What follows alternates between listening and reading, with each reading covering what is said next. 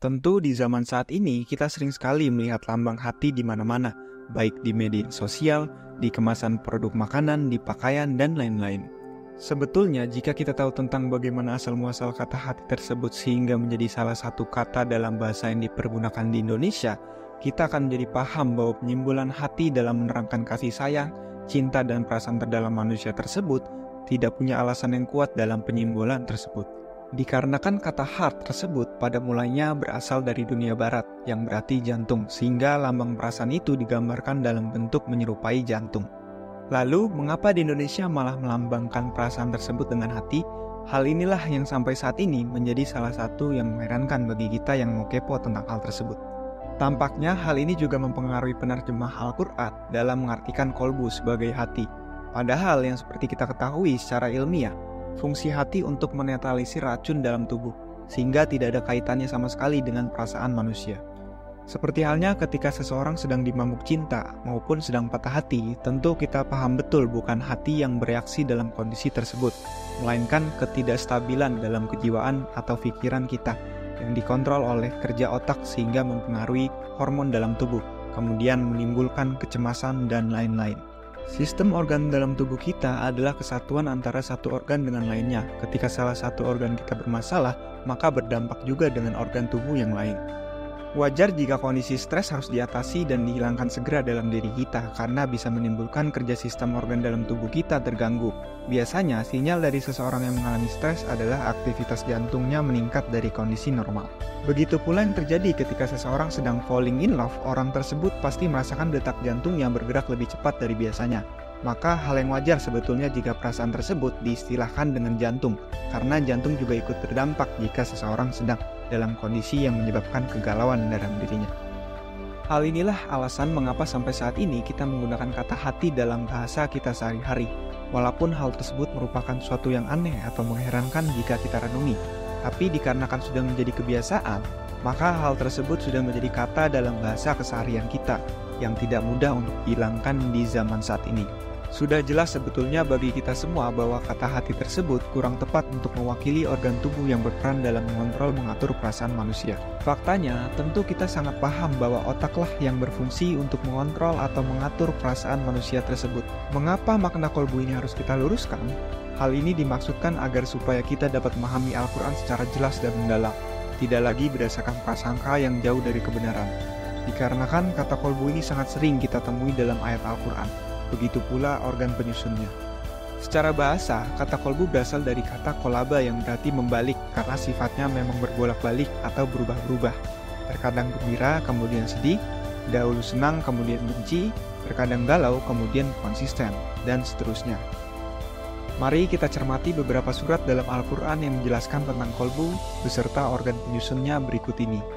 Al-Quran Surat Al-Isra 17 ayat 36. Dan janganlah kamu mengikuti apa yang kamu tidak ketahui pengetahuan tentangnya. Sungguhnya pendengaran, penglihatan, dan hati fuada, semuanya itu akan diminta pertanggungjawabannya.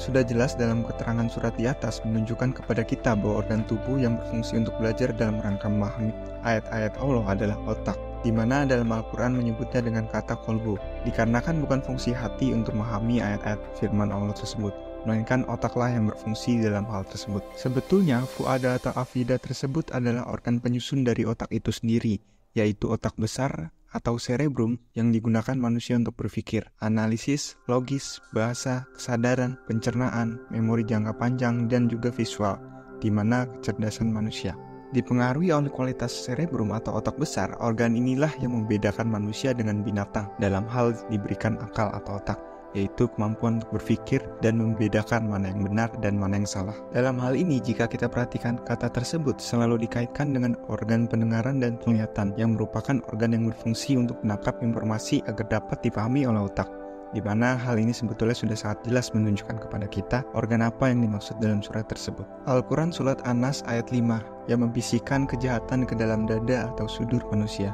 Pada surat di atas, sekali lagi kita menemui kata yang kurang tepat dalam menunjukkan organ tubuh manusia yang berperan dalam hal menangkap informasi dari luar.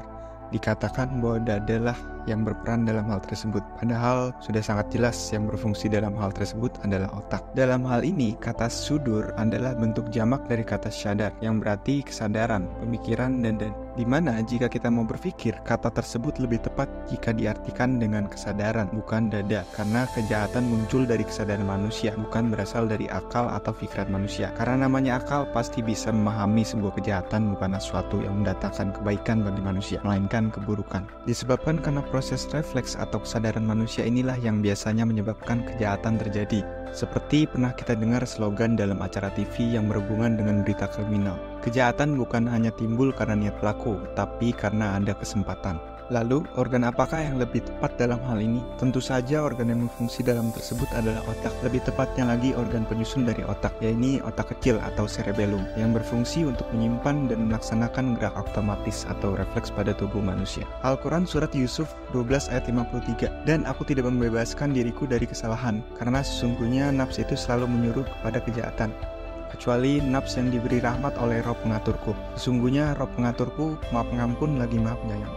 Pada surat di atas kita temui kata nafs yang diartikan oleh kebanyakan orang dengan nafsu, yang berkaitan dengan perasaan ingin makan, minum, melakukan hubungan suami istri, dan lain-lain. Yang jelas, nafs ini berkaitan dengan perasaan atau emosi manusia yang terdapat dalam kolbu atau otak manusia. Lalu pertanyaannya, di mana nafs itu berada? Nafs atau perasaan manusia terdapat pada hipotalamus, yaitu organ penyusun otak yang berhubungan dengan sistem limbik manusia. Faktanya dalam hal ini, nafs tersebut selalu condong kepada kejahatan. Mengapa demikian? Hal ini dikarenakan nafs adalah yang mendasari segala keinginan manusia yang mengarah pada kepuasan duniawi, baik itu meliputi tahta, harta, dan juga wanita, di mana ketiga hal inilah yang dicari oleh manusia kebanyakan. Maka sudah sewajarnya jika pada surat di atas menyebutkan bahwa nafs selalu condong kepada kejahatan. Seperti kita ketahui bahwa kecintaan duniawi yang dikejar oleh seluruh manusia antara lain wanita-wanita atau pasangan-pasangan, anak-anak, harta yang banyak, kuda pilihan atau kendaraan, binatang ternak atau pengikut, sawah ladang atau perniagaan